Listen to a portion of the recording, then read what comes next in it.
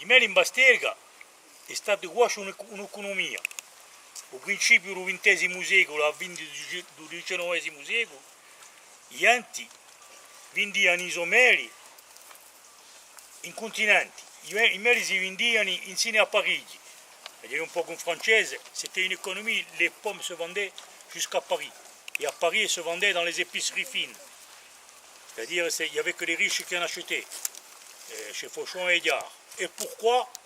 Perché i meli si sono resi conto, sotto Napoleone III, che le montagne grossi c'era lo stesso clima che in Normandia, le montagne dei Pirenei e del Macedonia centrale e si luoghi qui, e si potevano arrivare i meli.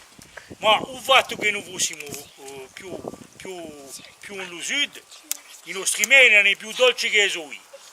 E per questo che si vendivano beh, c'è stato un commercio, si vende i casi maggiori che voi vedete da Colandi, si ne vede 3 o 4, erano impresari di meli, dei negozianti in pomme, compravano tutti i meli, mica solamente di Bastelga, ma dove voi vedete intorno, siete là intorno a Romani, non un po'. E di questo dello gioco